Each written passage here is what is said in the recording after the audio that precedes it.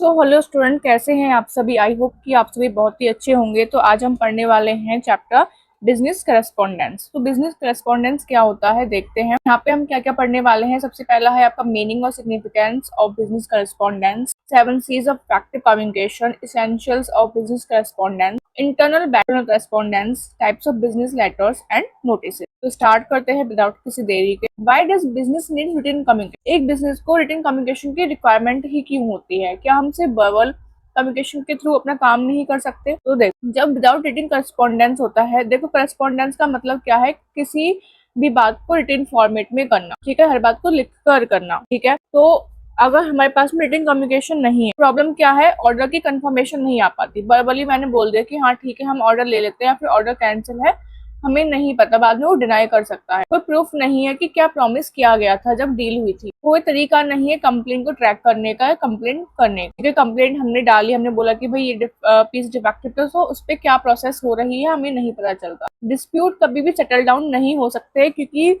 आज जो मैंने बात कही कल मैं वो सेम बात नहीं कहूँ, मैं डिनाई कर जाऊँ अपनी बात, तो सामने वाला कुछ नहीं कर सकता। बट जब रिटन कम्युनिकेशन होती है, रिटन रेस्पॉन्डेंस होता है, तो क्लियर कंफर्मेशन होती है कि यस ऑर्डर लिया गया है, नहीं लिया गया, एक्सेप्टेड है, नहीं है। जो रिटन प्रॉमिस होता है वो बोथ साइड से चेक किया जा सकता है कि क्या उसने प्रॉमिस किया है, क्या मैंने प्रॉमिस किया है, वो ऑन पेपर हो। Complaints get tracked and resolve. अगर कोई भी कंप्लेंट है तो मैं उसको इजीली ट्रैक कर सकती हूँ कि उस पर क्या काम किया जा रहा है, ठीक है, उसको रिजॉल्व भी किया जा सकता है। डिस्प्यूट जो भी है वो सेटल डाउन इजिली हो जाते हैं, क्योंकि हमारे पास में हर चीज का रिटन प्रूफ होता है। तो अब आप मुझे एक सवाल का जवाब दो कि अगर आप बिजनेस करते हैं आगे चल के, तो आप वर्बल कम्युनिकेशन के थ्रू करेंगे या फिर रिटन करेस्पॉन्डेंस के थ्रू करेंगे। तो कमेंट में अपना आंसर लिखना कि आप किस तरीके से काम करना प्रेफर करें। तो सबसे पहले देखते हैं कि कम्युनिकेशन होती क्या है और करेस्पॉन्डेंस क्या होता है। कम्युनिकेशन क्या है, the process of passing information and understanding from one person to another. कि देखो, एक इन्फॉर्मेशन को पास करना और अंडरस्टैंड करना एक पर्सन से दूसरे पर्सन। जैसे सेंडर, मैंने एक मैसेज भेजा, टेलीफोन के थ्रू भेजा, रिसीवर ने वहां पे रिसीव किया और उसने बाद में मुझे उस बात का रिप्लाई किया, तो वो फीडबैक हो गया। तो इस तरीके से कम्युनिकेशन पास होती है। जैसे मैं बोल रही हूँ और आप सुन रहे, तो कम्युनिकेशन पास हो रही है हमारी। बट बिजनेस करेस्पॉन्डेंस क्या होता है, वो बिजनेस कम्युनिकेशन की ही रिटन फॉर्म होती है, जहाँ पर जो भी इंफॉर्मेशन है वो बिजनेस से एम्प्लॉयज के बीच में, कस्टमर के साथ में, सप्लायर्स के साथ में, डीलर्स के साथ में, गवर्नमेंट के साथ में रिटन फॉर्म में ही जा रही होती है। जैसे कि हम लेटर्स के थ्रू कर सकते हैं, मेमोज के थ्रू हो सकता है, किसी नोटिस के थ्रू हो सकता है, सर्कुलर्स के थ्रू हो सकता है, ईमेल्स के थ्रू हो सकता है, रिपोर्ट्स के थ्रू हो सकता है। ये सारे हमारे क्या है, बिजनेस के फॉर्मेट्स हैं, या बिजनेस के, मैं कह सकती हूँ बिजनेस में तरीका है बात करने का, अपनी बात को बताने का, ठीक है। तो सारा जो भी काम होता है बिजनेस में वो इन्हीं तरीकों से होता है। वो कहता है कि ऑल करेस्पॉन्डेंस इज कम्युनिकेशन, कि सारे करेस्पॉन्डेंस कम्युनिकेशन होते हैं, but only the written part of communication is correspondence. तो याद रखना, अगर पूछा जाए कि क्या कम्युनिकेशन करेस्पॉन्डेंस होती है, तो नहीं, सिर्फ रिटन फॉर्म ऑफ कम्युनिकेशन ही करेस्पॉन्डेंस होता है, बट करेस्पॉन्डेंस कम्युनिकेशन होती है, ठीक है। आगे बढ़ते हैं कि ऑब्जेक्ट्स या पर्पस क्या होते हैं बिजनेस करेस्पॉन्डेंस के, हम क्यों करेस्पॉन्डेंस के थ्रू काम कर रहे होते हैं, ठीक है। तो सबसे पहला है टू गिव या गेट इन्फॉर्मेशन, कि अगर मुझे कुछ भी इन्फॉर्मेशन देनी है, किसी चीज के बारे में क्वेरी करनी है, मुझे जानना है कि कौन सा माल स्टॉक में है, नहीं है अभी प्रोडक्ट, तो वो सारी क्वेरी करनी है, या कुछ अपडेट चाहिए, अपडेट देनी है मुझे, या कोई इंस्ट्रक्शंस मुझे चाहिए, मुझे देने हैं, कुछ भी मुझे इन्फॉर्मेशन देनी है या लेनी है, तो उसके लिए मुझे बिजनेस करेस्पॉन्डेंस की रिक्वायरमेंट होती है। जैसे हमारा कस्टमर है, तो वो भी हमें क्या करता है, मेल करता है कि क्या आपके स्टॉक में ये है, मुझे ये ऑर्डर है, ठीक है। तो वो सारी चीजें हमें रिटन फॉर्मेट में आ रही होती है, ठीक है। जैसे हम किसी भी वेबसाइट से भी काम कर रहे होते हैं, तो उनके पास में प्रॉपर इन्फॉर्मेशन होती है, हमारे पास प्रॉपर इन्फॉर्मेशन होती है कि हमने क्या ऑर्डर किया, उसने क्या भेजा है। हम इसी बिहाफ पे तो क्या कर रहे होते हैं, हम कंप्लेंट डाल रहे होते हैं, ठीक है। To place and confirm orders, कि अगर मुझे कोई भी ऑर्डर देना है या सर्विसेज का या गुड्स का, तो मैं इजिली उसको दे सकती हूँ, कंफर्म हो सकता है वो इन राइटिंग में इजिली, कि मुझे भी पता है मैंने क्या ऑर्डर दिया है, सामने वाले को भी पता है कि क्या ऑर्डर आया था और मैंने क्या उसको डिलीवर करना, ठीक है। टू प्रमोट सेल्स, कि अगर मुझे अपने कस्टमर को परसुएड करना है बाय करने के लिए थ्रू सेल्स लेटर या ऑफर, जैसे मेल्स आती है हमारे पास में कि हाँ इस पे इतना डिस्काउंट चल रहा है, इस पे इतना डिस्काउंट चल रहा है, तो वो सब क्या है हमारे पास में, वो बिजनेस करेस्पॉन्डेंस है, ठीक है, ओके। तो नेक्स्ट है टू हैंडल कंप्लेंट्स, कि अगर कोई भी कंप्लेंट, हमने कोई भी कंप्लेंट डाली तो उनके पास पहुंचती है, कस्टमर केयर के पास में, वो हमारे कंप्लेंट को हैंडल कर रहे होते हैं, हम उसको इजिली ट्रैक कर पाते हैं कि हमारे कंप्लेंट पे क्या एक्शंस लिया गया है, क्या, हाँ, कैसे हमारी प्रॉब्लम को सॉल्व किया जा रहा है। तो बिल्ड गुडविल, देखो जब हम थैंक यू बोलते हैं, अपॉलॉजी लिख रहे होते हैं, कॉन्ग्रेचुलेशन बोलते हैं, तो इससे होता है कि हमारी जो गुडविल है हमारे कस्टमर के साथ में, सप्लायर्स के साथ में अच्छी हो जाती है। वो ट्रस्ट करते हैं कि हाँ सामने वाला पर्सन ट्रस्ट वर्दी है, वो सुनता है, अगर कोई गलती हो जाती है तो अपॉलॉजी भी करता है। तो सब एज ए रिकॉर्ड की बाद में कभी भी कुछ भी केस होता है तो हमारे लिए एज ए प्रूफ भी ये काम कर रहा होता है। तो आगे बढ़ते हैं, क्लासीफाइंग कम्युनिकेशन क्या होता है। देखो 3 तरह की कम्युनिकेशन है यहाँ पे हमारी। पहला है downward, upward and horizontal. Downward क्या है? डाउनवर्ड यानी कि ऊपर से नीचे आना, अपवर्ड नीचे से ऊपर जाना, हॉरिजेंटल सेम लेवल पे काम करना। जैसे कि हमारे घर के फ्लोर्स होते हैं, ठीक है। अगर मैं अपने ग्राउंड फ्लोर से सेकंड फ्लोर पे जाती हूँ तो वो क्या है? अपवर्ड है। अगर मैं सेकंड फ्लोर से फर्स्ट फ्लोर पे आ रही हूँ तो वो क्या है? डाउनवर्ड है, ठीक है। और अगर मैं फर्स्ट फ्लोर पे सेम लेवल पे ही हूँ, वहीं पे बहुत सारे पर्सन से उन्हीं से बात कर रही हूँ, तो वो क्या है? मेरा हॉरिजेंटल, ठीक है। अब बिजनेस के टर्म्स में देख लेते हैं कि डाउनवर्ड क्या होता है। डाउनवर्ड क्या है? जब टॉप मैनेजमेंट वाला पर्सन नीचे लेवल के लोगों से बात कर रहा होता है। जैसे कि उन्होंने कोई पॉलिसी बनाई, सीईओ ने, उसने वो पॉलिसी मैनेजर को दी, फिर मैनेजर ने वो एम्प्लॉय को बताई, ठीक है। तो वो क्या है? हमारा डाउनवर्ड हो गया, ठीक। अगर अपवर्ड है तो क्या है कि एम्प्लॉय की कोई रिक्वेस्ट है वो मैनेजर को कहता है, फिर मैनेजर अपने सीनियर को कहता है, तो वो क्या है? अपवर्ड जा रही है। हॉरिजॉन्टल क्या है? सेम लेवल पे लोग काम कर रहे हैं, सेम लेवल पे लोग बात कर रहे हैं, कोऑर्डिनेशन कर रहे हैं, क्रॉस डिपार्टमेंट से बात होती है। जैसे एचआर वाला मार्केटिंग वाले के साथ में काम कर रहा है, तो वो क्या है? सेम लेवल पे ही है सभी लोग, वो लोग, ठीक है। एचआर मैनेजर मार्केटिंग मैनेजर से से बात करता है, कोऑर्डिनेट करता है, एचआर मैनेजर प्रोडक्शन से करता है, तो वो सब क्या है? सेम लेवल के लोग हैं, ठीक है। उसको हम बोलते हैं हॉरिजॉन्टल कम्युनिकेशन। ऑल्सो क्लासिफाइड, देखो इसको ना ऐसे क्लासिफाई किया जाता है, फॉर्मल या इनफॉर्मल में। फॉर्मल में क्या है? जहाँ पे हिरार्की फॉलो होती है। जैसे कि सीईओ बात करे, जैसे कि अगर सीईओ को कोई एम्प्लॉय को इन्फॉर्मेशन देनी तो सीईओ पहले मैनेजर को बताएगा, फिर मैनेजर एम्प्लॉय को बताएगा, तो ये क्या है? ऑफिशियल चैनल्स होते हैं, और ठीक है। और इनफॉर्मल्स क्या होते हैं? इनफॉर्मल्स पर्सनल चैनल्स होते हैं कि लाइक ग्रुप्स बन जाते हैं ना हर जगह, तो वो सब क्या है? ग्रेप वाइन, उसको बोलते हैं ग्रेप वाइन। जैसे एक अंगूर का गुच्छा होता है ना, उसमें बहुत सारे अंगूर होते हैं, तो ऐसे ही हमारा ग्रेप वाइन होता है, इनफॉर्मल होता है। कोई किसी भी डिपार्टमेंट से, किसी भी लेवल से कोई मतलब नहीं, सबके इनफॉर्मल ग्रुप्स बने हुए हैं, तो उसको बोलते हैं हम इनफॉर्मल या ग्रेप वाइन, ठीक है। याद रखना ग्रेप वाइन वर्ड काफी बार यूज होता है, ठीक। ओके, आगे बढ़ते हैं हम। ओके, ओवरऑल रिटेन कम्युनिकेशन हमें पता ही है। फिर सिग्निफिकेंस और बिजनेस करेस्पॉन्डेंस के क्या क्या इंपॉर्टेंस है। सबसे पहला, maintain relationship. Business connected to customers, suppliers and partners across distances without needing a call और विजिट। कि देखो अब कोई बिजनेस है मेरा, एक बिजनेस मेरा है इंडिया में, एक है यूएस में। अब इंडिया वाले को यूएस वाले को इन्फॉर्मेशन देनी, तो क्या वो यूएस जाएगा? उसका कोई पर्सन नहीं, वो सिर्फ एक मेल कर देंगे, ठीक है। जैसे एग्जांपल देती हूँ कि राम ने एक बुक का ऑर्डर दिया अमेजोन की वेबसाइट पे, तो कंपनी उसको रिप्लाई करती है कि ये नेक्स्ट वर्किंग डेज पर डिलीवर हो जाएगा। तो वो क्या है? बिजनेस करेस्पॉन्डेंस है, पर्सन कहाँ का ऑर्डर कर रहा है, अमेजोन का स्टॉक कहाँ पे रखा हुआ है, ठीक है। तो सारी इन्फॉर्मेशन क्या हुई? ऑनलाइन ही हो गई उसके पास में, कोई भी कहीं भी नहीं गया, ठीक है। नेक्स्ट है इनएक्सपेंसिव एंड कन्वीनियंट। वो कहता है कि a written message cost far less than travel or a call centre and can be send or read any time. कि हम कभी भी जैसे मुझे रात को 10 बजे याद आया, अच्छा मैंने तो ऑर्डर किया था, बुक देखती हूँ कि कब मेरे पास डिलीवर होगा, तो मैं कभी भी उसको रीड कर सकती हूँ।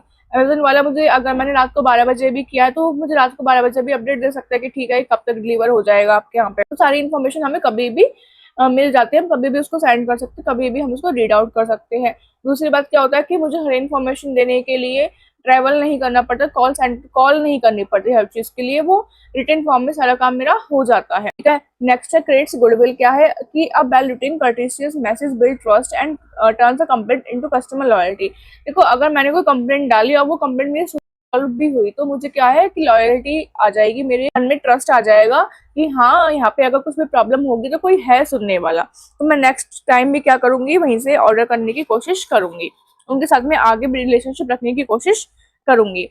Next serve as evidence. देखो saved letters, emails are legal proof of what was promised crucial when dispute arise. कि अगर किसी ने कोई मेल किया था, वो कहता है कि नहीं मैंने तो ये बात कही नहीं थी, तो हम उसको मेल दिखा सकते हैं, ठीक है आपने मेल में ये बात कही, ठीक है। ऐसे ही हमारी डिलीवरी का होता है कि हम दिखाते ना उसको कि इस डेट को बोला था, फिर इस डेट को दिखा दे। कभी कभी डिलीवरी लेट होती है ना, तो हम कस्टमर केयर पे कॉल करके बोल सकते हैं कि देखो डिलीवरी डेट बार बार आप चेंज कर रहे हो, आप ऐसे कैसे कर सकते हो। तो क्या है कि हमारे पास प्रूफ हो जाता है हर एक चीज का, केस स्टडी दी हुई है कि urban next furnishing resolve a wrong delivery complaint entirely by email के थ्रू उन्होंने पूरी की पूरी कंप्लेंट जो थी और वो रिजॉल्व की थी, अपॉलॉजी मांगी थी, रिप्लेसमेंट भी हुआ था, और saved the threat that settled the dispute month later कि बहुत महीनों के बाद वो चीजें रिजॉल्व हुई।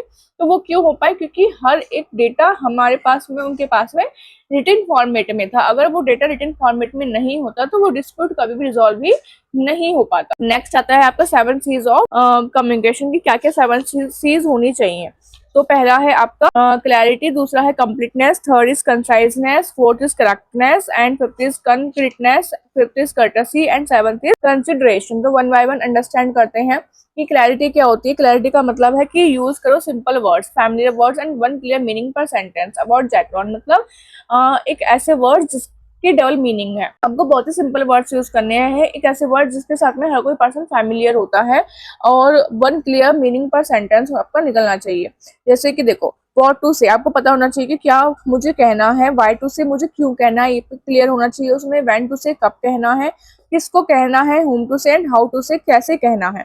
तो वो चीज क्लियर हमारी होनी चाहिए, ठीक है। हमारे एक्सप्रेशन क्लियर होने चाहिए, हमें टेक्निकल वर्ड्स यूज नहीं करने, लाइक मुझे टर्मिनेट वर्ड यूज ना करने की जगह एंड वर्ड यूज कर सकती हूँ, फैसिलिटेट वर्ड यूज ना करने की जगह मैं हेल्प वर्ड यूज कर सकती हूँ, ठीक है। लॉन्ग फ्रेजेस भी मुझे यूज नहीं करने, शॉर्ट शॉर्ट सेंटेंसेस होने चाहिए कि अगर मुझे कहना है एट ऑल टाइम तो मैं क्या कह सकती हूँ, ऑलवेज। अगर मुझे कहना है will you be kind enough तो मैं कह सकती हूँ प्लीज।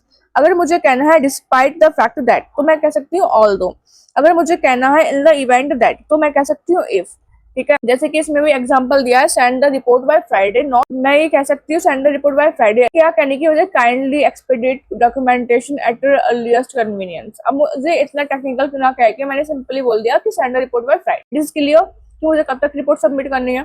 तो this is what I want, ठीक है। नेक्स्ट इज कंप्लीटनेस का मतलब क्या है, कंप्लीट बताओ क्या चाहिए क्या, ठीक है। 5 W's यहाँ पे फॉलो होते हैं कि किसको अटेंड करना है, ठीक है, क्यों सॉरी किसको अटेंड करना है, व्हाट क्या अटेंड करना है। जैसे कि एग्जांपल है यहाँ पे कि हमारे यहाँ पे हमने कोई बोर्ड मीटिंग अनाउंस की है शेयर होल्डर्स के लिए और हमें उनको इन्फॉर्म करना है। तो वो कहते हैं जब हम उनको इन्फॉर्मेशन दे रहे हैं तो क्या क्या हमें बताना है कि किसको अटेंड करना है, क्या अटेंड करना है, कहाँ पर अटेंड करना है, तो कब अटेंड करना है और क्यों अटेंड करना है, ताकि जो भी रीडर है उसको फुल इन्फॉर्मेशन मिल जाए, ठीक है। ओके, नेक्स्ट इज कंसाइजनेस, मतलब शॉर्ट शॉर्ट चीजें यूज करो, ठीक है।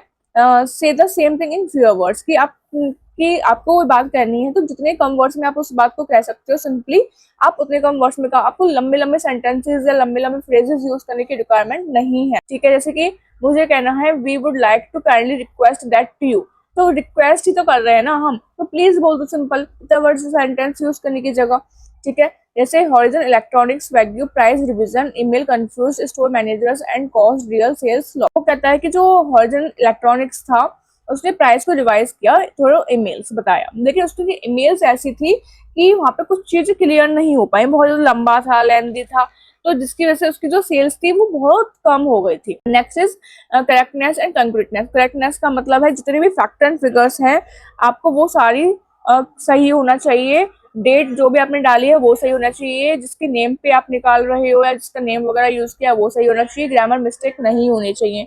अ रॉन्ग नंबर और date can cost the business money and trust. जो भी रॉन्ग नंबर होता है, कोई डेट होती है जिसकी वजह से कभी कभी बिजनेस को लॉस भी हो सकता है और बिजनेस के ऊपर से कस्टमर्स का, सप्लायर्स का ट्रस्ट भी हट जाता है। जैसे कंफर्म द एग्जैक्ट प्राइस, की प्राइस क्या है एक्चुअली आपको पता होना चाहिए, जैसे कितना परसेंट लगेगा आपको ये कंफर्म होना चाहिए।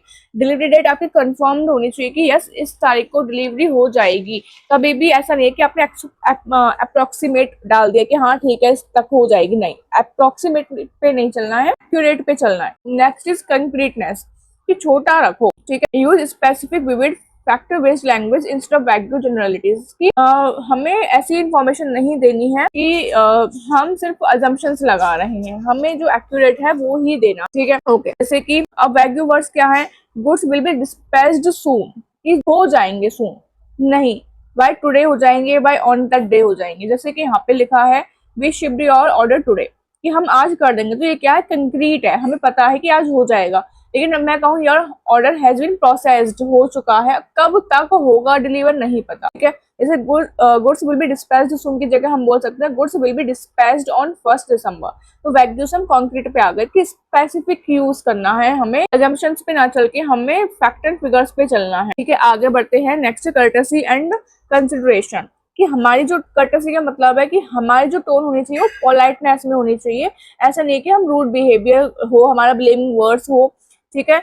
जब अगर हम चाहे कोई बैड न्यूज भी उनको डिलीवर करने वाले हैं तो वो भी इस तरीके से होनी चाहिए कि वाओ बहुत अच्छी बात, ठीक है, हमको वो चीज रूड ना लगे। मतलब सिंपल सी बात ये है कि अपोलॉजी हम ले कर सकते हैं, से थैंक यू भी हम कह सकते हैं, ठीक है। अगर कोई डिले हो गया तो we can sorry for that, ठीक है। तो इस तरीके से वो चीजें होनी चाहिए। कंसिडरेशन का मतलब है कि सामने वाला कौन है, कौन हमारे मैसेज को रीड आउट करने वाला है, ठीक है। हमारा एटीट्यूड यू होना चाहिए, वी नहीं होना चाहिए, कि मुझे उसके पॉइंट ऑफ व्यू से राइटिंग करनी है, मुझे उसके पॉइंट ऑफ व्यू से मेमो लिखना है, मुझे उसके पॉइंट ऑफ व्यू से ईमेल लिखना है। रीडर फोकस्ड कंटेंट होना चाहिए, writer right from the readers point of view, not the writers own view, कि मैं अपने पॉइंट ऑफ व्यू से ना लिख के मैं सामने वाले के पॉइंट ऑफ व्यू से लिखूं जो पढ़ने वाला है। जैसे कि you will get your refund by Friday, तो वो क्या खुश हो जाएगा और मैं लिखूं कि अच्छा मुझे देना है, अच्छा ठीक है देखो, नहीं, उसके पॉइंट ऑफ व्यू से देखो उसको क्या चाहिए। व्हाट यू से द रीडर्स बेनिफिट, उसमें आना चाहिए प्रॉपर कि रीडर का बेनिफिट क्या है। कर्टेसी हाउ यू से इट, द पोलाइट टोन, ठीक है। ओके, आगे बढ़ते हैं कि एसेंशियल्स ऑफ बिजनेस करेस्पॉन्डेंस क्या क्या है। देखो वही 7 C's हैं। एसेंशियल्स क्या होता है, simply, coherence, positive language use करो, टैक्टफुली यूज करो, कल्चरल केयर होनी चाहिए, परसुएसिव होना चाहिए कि लोग उसको परचेज करें या अट्रैक्ट हो। देखो पहला है tact, handle sensitive matters without hurting sentiments, की जो भी सेंसिटिव मैटर्स हैं वो इस तरीके से आप हैंडल करो कि किसी को भी हर्ट ना हो, ठीक है। नेक्स्ट है आपका पीआर एस्पेक्ट का मतलब क्या है आपका, okay, every letter should build the company's image, की प्रमोशन के वे से ही आप हर चीज को यूज करो कि अगर आपने कुछ भी डाला है तो वैसा होना चाहिए कि जो हमारी इमेज को बढ़ाए, ठीक है, हमारे पब्लिक रिलेशंस को बढ़ाए, ठीक है। नेक्स्ट है परसुएसिव, परसुएसिव का मतलब क्या है, convince the reader to act, specially in sales letter में क्या होना चाहिए कि एक ऐसी लैंग्वेज यूज करी जानी चाहिए जिसकी वजह से सामने वाला परचेस करने के लिए रेडी हो जाए। कल्चरल के लिए avoid words that offend the reader's beliefs और बैकग्राउंड को, मतलब हर किसी का अपना पर्सनल थॉट्स होते हैं, परसेप्शंस होती हैं, तो हमें कभी भी ऐसे वर्ड्स यूज नहीं करने चाहिए जिसकी वजह से वो अफेक्ट हो रहा हो, ठीक है। वो कहता है essential build on the 7 C's, they are not a brand new list to memorise separately, कि वो इन्हीं के ऊपर बने हैं, अलग से नहीं है, ठीक है। आगे बढ़ते हैं कि कितने टाइप्स के होते हैं करेस्पॉन्डेंस। इंटरनल होता है और एक्सटर्नल होता है। इंटरनल का मतलब क्या है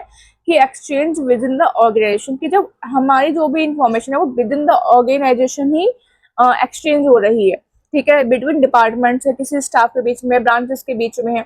ये थोड़ी बहुत लेस फॉर्मल भी हो सकती है या फिर कॉन्फिडेंशियल फिगर्स भी इसमें इंक्लूडेड हो सकते हैं। क्या क्या यूज किया जाता है, मेमो यूज किया जाता है, नोटिस यूज किया जाता है, इंटरनेट ईमेल्स के थ्रू हमें सारी इन्फॉर्मेशन मिलती है आज के टाइम पे। तो एक्सटर्नल क्या होते हैं, जब हम कोई भी information outside the organisation use कर रहे थे, कम्युनिकेट कर रहे होते हैं, जैसे किसी कस्टमर को इन्फॉर्मेशन दी, सप्लायर्स को इन्फॉर्मेशन दी, डीलर्स को इन्फॉर्मेशन दे रहे हैं या ले रहे हैं, गवर्नमेंट को इन्फॉर्मेशन दे रहे हैं। ये बहुत ज्यादा फॉर्मल होनी चाहिए और रिलेशनशिप बिल्डिंग टोन में होना चाहिए कि अगर कोई पर्सन, कोई डीलर एक बार मेरे से डील कर रहा है तो अगली बार भी लौट के आए, ठीक है। जैसे यहाँ पे बिजनेस लेटर्स होते हैं, एक्सटर्नल ईमेल्स बहुत ज्यादा प्रोफेशनल वे में लिखी जाती है, ठीक है। यहाँ पे क्या है, Jailo Motors EV launched an internal memo, Jagrons confidential figures went to department heads while a formal external letter no went to dealers and same day। तो हमें ध्यान रखना चाहिए कि हम मेल किसको जानी है, इंटरनली है या एक्सटर्नली है। अगर इंटरनली है तो कॉन्फिडेंशियल इन्फॉर्मेशन डाल सकते हो, बट अगर एक्सटर्नल लेवल पे है तो आप कोई भी कॉन्फिडेंशियल इन्फॉर्मेशन नहीं डाल, ठीक है।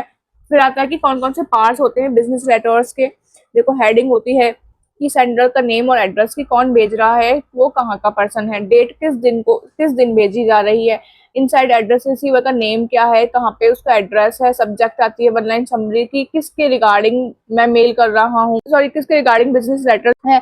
सैल्यूटेशन होती है, डियर सर मैम ग्रीट कर रहे हैं। फिर बॉडी ओपनिंग मैसेज होता है कि हम इस डेट, मतलब ओपनिंग मैसेज होता है, मेन होता है, क्लोजिंग मैसेज होता है उसके बाद में कि हम बात को स्टार्ट कर रहे हैं, फिर अपनी मेन मुद्दे पे आ गए हैं, फिर हम उसको क्लोज कर रहे हैं। कॉम्प्लीमेंट्री और फेथफुली, ये सिग्नेचर अपना नाम और डेजिग्नेशन डाल के हम सिंपली कर देते हैं, ठीक है। यहाँ पे फॉर्मेट दिया है, आप देख सकते हो इधर। फिर है टाइप्स ऑफ बिजनेस लेटर्स क्या क्या होते हैं। बिजनेस एक्सटर्नल हो सकते हैं, इंटरनल या बाय पर्पस के लिए हो सकते हैं। एक्सटर्नल है वही हमने पढ़ा जो बिजनेस लेटर्स होते हैं, emails, internal memo, notice, emails. Info by purpose की स्पेसिफिक किसी इन्फॉर्मेशन के लिए जो लिए जाते हैं, भेजे जाते हैं। जैसे इन्फॉर्मेशन सेल्स के लिए भेजा गया है, कोई कंप्लेंट के लिए भेजा गया है, गुडविल के लिए भेजा गया है, ठीक है।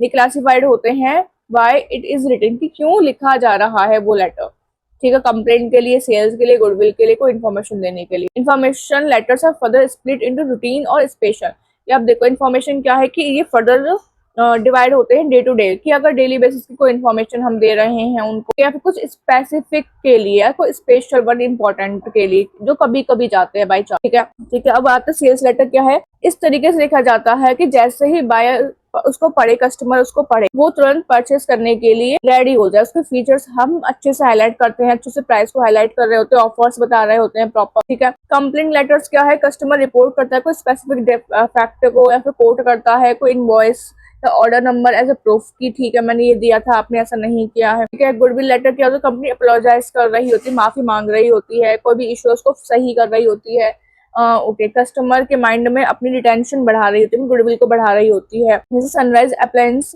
a sales letter, drop a mixture grinder purchase, a cracked lead led to a complaint, a replacement plus voucher received the customer, ठीक है। तो ये सारी इन्फॉर्मेशन क्या है आपकी कंप्लेंट लेटर, ठीक है। उसके बाद आता है कि नोटिस। नोटिस में क्या क्या होता है, notice written statement announcing an event और इन्फॉर्मेशन विद इन ऑर्गेनाइजेशन, के कोई भी इवेंट होने वाला है तो उसके बारे में हमें अनाउंसमेंट करनी है, तो उसके लिए हमें नोटिस निकालते हैं। ये डाउनवर्ड कम्युनिकेशन का ही पार्ट होता है। इसमें क्या आएगा, डेट आएगी, टाइम आएगा, कब स्टार्ट होगा, वेन्यू आएगा, किस लोकेशन पे स्टार्ट होना है, पर्पस की नोटिस क्यों निकाला जा रहा है, who is officially announcing it, miss even one real confusion follow, ठीक है। फुल चैप्टर में हमने क्या क्या पढ़ा, ये उसी का पार्ट है। टेस्ट आप यहाँ पे ले सकते हो कि communication is the task of imparting, क्या है, हम इन्फॉर्मेशन दे रहे होते हैं। Informal communication is also called grapevine, जैसे अंगूर का गुच्छा होता है। Business correspondence should avoid pompous words, yes, ठीक है। मिसिंग क्या है, clarity, completeness, correctness, concreteness, courtesy, consideration is conciseness. A letter reporting a defective product with an invoice number is a complaint letter. Name the 5 essentials of a notice: date, time, venue, purpose, issuing authority.